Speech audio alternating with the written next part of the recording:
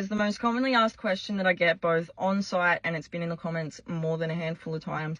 How and why have I ended up with a trowel in my hand laying bricks out of all the things on earth? So we're going to break that down today. First things first, I've had a very interesting life, and that all has a big part to do with how and why I've ended up where I am. However, the chronicles of the life and times of Teflon is too much for this video, and I don't know if TikTok can handle it, to be honest. Basically, I'm halfway through a dual degree of law and criminology, and I'm working 40-hour weeks at Woolworths doing night fill to make that financially sustainable. I had known since the beginning of my degree that I was going to have to complete 6 months worth of 40-hour work weeks of completely unpaid prac placement to graduate the degree.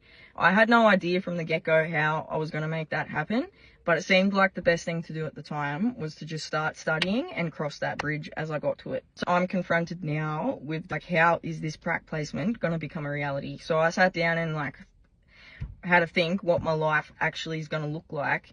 I was going to have to give up my housing and go into shared uni accommodation, 40 hours a week of unpaid prac placement, 20 hours of study on top of that, and then I was going to have to commit to a further 25 hours of night fill, even in the share accommodation. That's an 85-hour week, and I haven't had a shower, sat down for dinner, or eaten yet. I knew that that was going to be a hard slog, that was grind time. So I had already been operating beyond my physical, financial, and mental resources for years to get to the point that I was at then. If I was going to commit to that, I was going to need to step away from it all for at least a semester, refresh, reset, enjoy my fucking life a little bit, and then get back into it.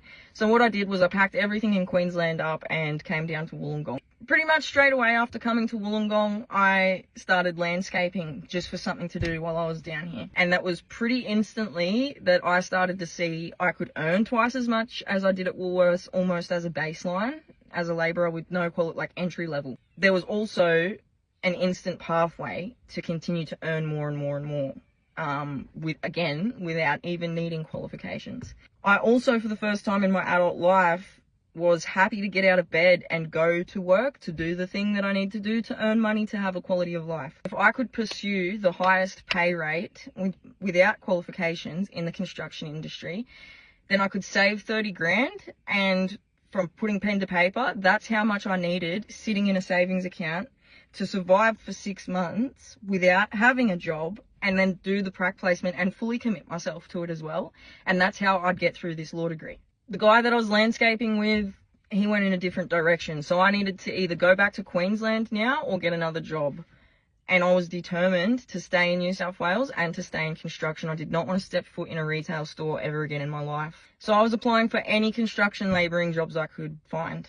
And I got the same response from every man I spoke to. I would love to, but you're a female with less than 12 months experience. Sorry. So I didn't have a car at the time. I was walking around Wollongong, just going past residential construction sites. There was heaps of bricklayers, labouring jobs advertised, and my dad, he's a carpenter, and what's really funny, he used to refuse to take me to work with him because he said there's nothing I could help him with. He also told me, Bonnie, don't even bother applying for the bricklaying jobs. You will just not be able to do that. One thing about me is everything my father has ever told me I can't do, I've fucking damn well made sure that I've done it. So I'm walking down the street one Saturday. There's a bricklaying crew on site. I stop to write down the carpenter and the plumber's business name and number. And one of the bricklayers, about a 45-year-old man, wolf whistles at me and goes, "Woo woo, what are you doing tonight, darling? You want to come have a drink with me?"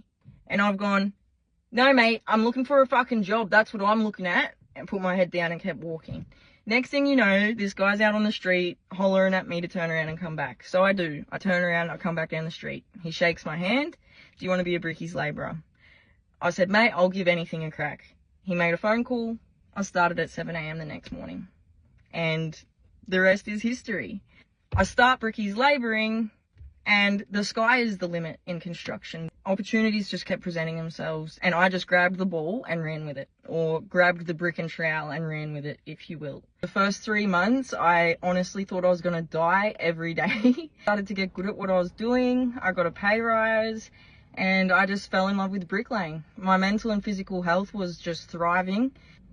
I was financially in the best position I'd ever been. Honestly, my adult life was just in the best position it had ever been. That's what's the beautiful thing for me about trades and construction. Literally all you've got to do is keep going to work each day and work hard, and you're in control of how far you go and what direction you go in and how quick you get there.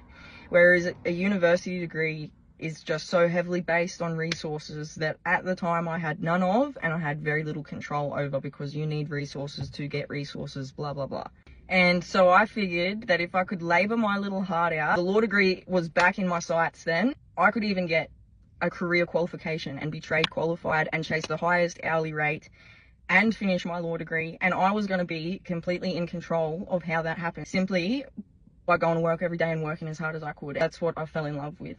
The possibility. Completing the law degree is definitely something that I'm still passionate about. It's definitely still a goal of mine. However, I am definitely learning to trust in the process and enjoy myself along the way while I master a new skill and a trade that I love, and take off the ridiculous pressure and time restraints that I had set out for myself with the law degree. We can do a separate story time on what my bricklaying career has actually looked like, because that's its own thing as well. Now I'm laying bricks.